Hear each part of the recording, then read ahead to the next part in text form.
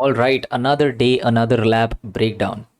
Sorry if I'm posting this a bit late. It's because it's a working day for me. So I was at the office. I came back home. I sat to play. I did a run and now I'm giving you the reference. Also, I made an oopsie and I forgot to turn on my controller overlay. Usually it's here in the bottom left of the screen, but I forgot to turn it on. But fortunately for us, this round does not have a very complicated set of inputs that need me to show the controller. So at least we are good on that front.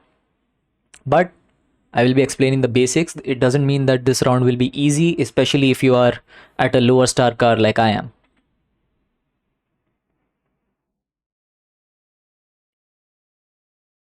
Okay, so we start by taking this turn nice and smooth. You don't want to go too hard too fast, nor do you want to take this turn too wide. But just try and practice. Hopefully, you get good at it. Everything has to be really tight, and you need to follow a very nice racing line.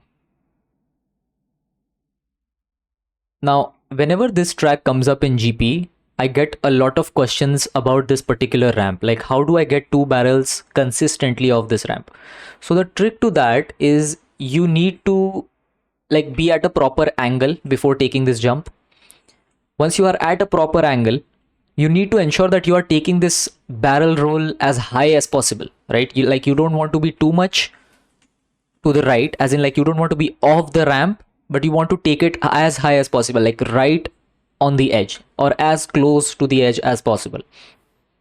Assuming that you are doing it correctly, the next step involves not applying nitro while you are on the ramp, but rather once your car is off the ramp. So you'll see, because we also have a low nitro capacity on this car, so I apply nitro slightly late so that as soon as my spin is about to be completed, I get extra nitro from the barrel roll.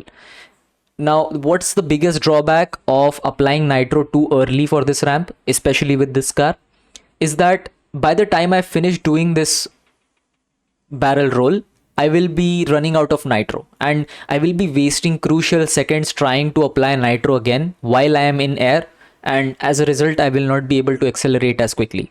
It's crucial, okay? You just don't want two barrels, but you also want to apply nitro on the correct time so that you start to accelerate while you are in the air. And I'm strictly speaking in terms of a low star car here. I'm not sure how a max star car is going to be like, but for this car at low stars, it's given the previous rounds, we know that it's pretty ass.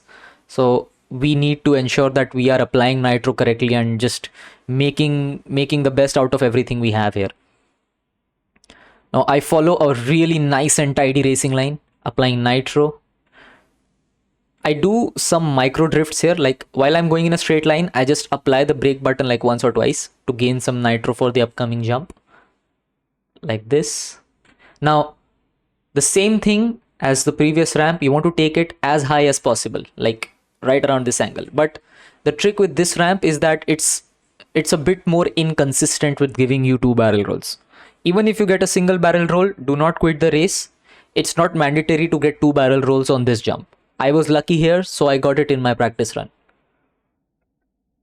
But the same thing applies here with nitro usage. I apply nitro after I have like almost completed half a barrel roll, and this ensures that I am able to accelerate properly while getting enough nitro from these barrel roll spins. Now, once I land, I apply the brake button, I align my car, and then apply yellow nitro to like sort of slingshot my car into a direction. Now, this slingshotting after jumps was a very popular technique back in Asphalt 8, and it sort of applies to some situations in Asphalt Legends Unite. So this is what I do here. I press the brake, I align my car with a drift, and I press yellow nitro here, as you can see. Yes. Nice and easy. So right around this part, I start to drift at around 45% in the race, like this. Nice and tidy. Now I'm giving it a full tilt towards the left. On my stick, I'm turning all the way towards the left because the drifting of this car is really poor. One thing you also want to ensure is that make sure all four wheels properly grip with the ground. I should say that again actually. one thing you want to ensure is that all four wheels are gripping properly with the ground. And the reason for that is sometimes, like after taking this jump, right around here, we know how asphalt physics are like. So chances are, like when the car does this, it might push you in, like it might push you out of the turn slightly, and that's bad. So if it happens to you, your run is over at that point, or you are losing a lot of time if that happens to you. So like ensure that everything is done perfectly and in order. The best way to do that is just becoming more consistent with some practice. So make sure you get a lot of practice going in this round, because despite this being a short track, it's really technical. So I start drifting, I cancel my drift. Yes, I cancel my drift, and the second I do that, I apply a shockwave nitro.